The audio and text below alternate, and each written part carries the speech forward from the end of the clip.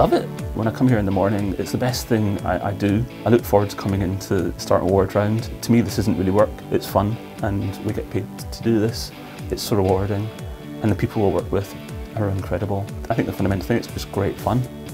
When you see things working and you see things being done the right way, you see patients who are happy. I think the unique factor is really the fact that we value the patient's sense of self above everything. So nothing else matters as much as that. So we're on the Mallard ward, which is a delirium unit. It opened about 2.5 years ago. It has 16 beds, mostly for older people who've experienced either delirium, so that's people who've not previously been confused and become very confused because of acute illness, or people who are known to have a form of dementia who become more confused again because of a deterioration in their physical health, for example a pneumonia or a heart attack or a fall. So previously those patients were very often on older people's wards, but equally often scattered all over the hospital, and they all had variable experiences. So bringing people together and making a specialist unit, giving it a name Mallard, giving it an identity, and that's improved the general sense of purpose of the ward. It's improved, I think, the staff's feeling towards where they work and what they do. Our sickness rate's very low, our complaint rate's very low. I think that identity is very, very important. There aren't many delirium units in the country. As far as I'm aware, we're the only delirium unit in Yorkshire and Humber. There was a lot of concern that it would be the wrong thing to do, that it'd be very dangerous, hazardous, no one would want to work here. It would just be crazy to have potentially 16 patients with some degree of confusion or cognitive impairment. We firmly believe that wasn't the case, and we've proved it. I don't regard the patients as being dementia patients.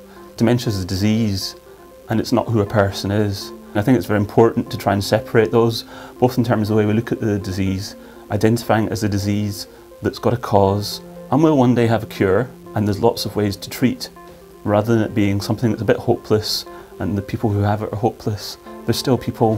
Hello, Ivy. Hello. How are you today? Not too bad. Not bad, oh. So. There's still the whole world of who they are inside them. So that's why we take the approach that it's a person who has dementia. We're very interested in the outcomes of Mallard. The outcomes being, does the patient experience pain? Are they happy? Is their family happy? Did they get to go home? Did they get to experience positive things, spending time with their family? My sister told me, do you know where you are? She says, I don't know. She said, you're in hospital. She says, oh. She said, it was your next door neighbour what found you and let me know. And that's as far as I know about it. And then we didn't find out that they thought I got pneumonia for 2 or 3 days later. I think the staff have been wonderful, and they can't do any more than what they do for her. And they see that she's cared for and fed and everything. Very often in medicine it is about the journey, it's about getting the diagnosis at all costs. It's about administering the antibiotic that might not be needed.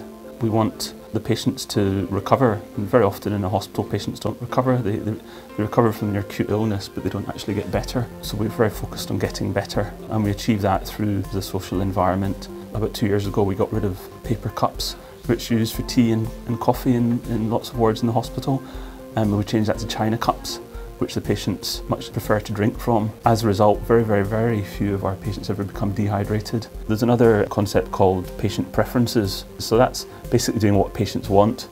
And if you do what patients want, and the way you find out about that is by asking patients and listening to them. And if they're not able, as some of our patients are, you speak to the relatives, so you get an idea of what the person might have wanted. You can find out where you need to head, and if the patient's preferences aren't that you do a whole load of investigations, then we can follow that. And all the evidence suggests that when you follow the patient's preferences, the outcomes are better. It costs less because you often don't do tests that people don't want, and people have a better experience of care. Okay. Yes. Part of the job of being a doctor is to understand where the other person's coming from. The challenge is to understand what the patient sees, rather than to make the patient see what you see. And what I mean by that is, rather than telling a frightened person that they're in hospital and we're going to treat them, is trying to understand where does the person feel they are. The thing not to do is to bring them into your reality and say, you're in hospital, your parents are dead, you've got dementia, you've got pneumonia. It's engaging with them. And if that does mean you talking to people, it doesn't mean deceiving or deluding people. It means collaborating, I suppose. And when you have a collaborative approach, you have a better outcome. The traditional hierarchy in a hospital is the consultants at the top, and below the consultant will be various tiers of doctors, nurses, healthcare assistants, domestic assistants. So there'll be this idea that someone's at the top and someone's at the bottom, and the person at the top is potentially the most important and knows most, and the person at the bottom is the least important and knows least. So the idea which we apply on Mallard is trying to have a flat hierarchy, so we're all equal. I may know more about the healthcare assistant in many things, but there's many things I don't. And unless I have the humility to acknowledge that, I'm going to fail. Equally, the healthcare assistant or the pharmacist has to be confident that they can approach me at any time, that they can challenge me at any time. If I prescribe the wrong drug, that they can come up to me and say, that's the wrong drug, and I'm not going to bite the head off. And we know that's very closely linked to safety culture. If you've got a culture where you can challenge and you can ask people questions, then everyone's much more relaxed, the team works better, and you have better outcomes. It's not always as black and white as that, but I think the work we do is trying to chip away at that and to say that we're a team, so we're all equal in the eyes of the board and in the eyes of the patient. Well, I think that you can have a flat hierarchy, but you can have leadership within that hierarchy. The evidence, I think, suggests that staff who are on a unit that isn't led or led poorly, everything's affected by that.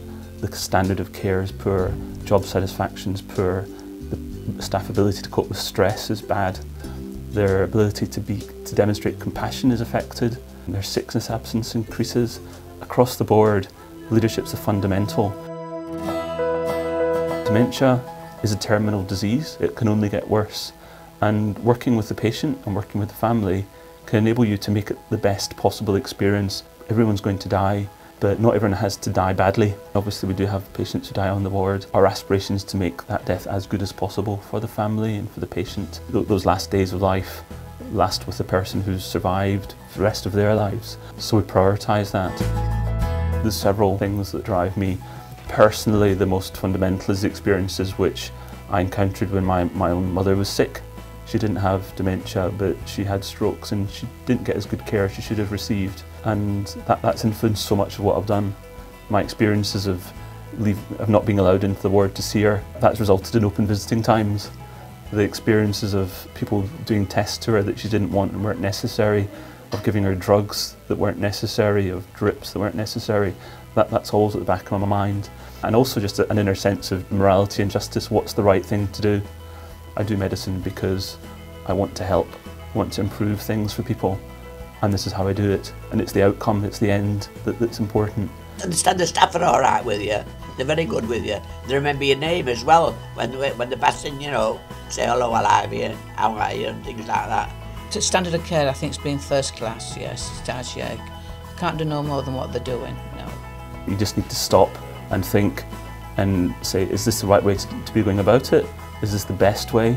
Is there a more creative way I could go about things? Because the vast majority of people, if you take the right approach, if you listen, if you show respect, if you're kind and caring, if you're compassionate, then there's no problem. And that's what we see here day after day.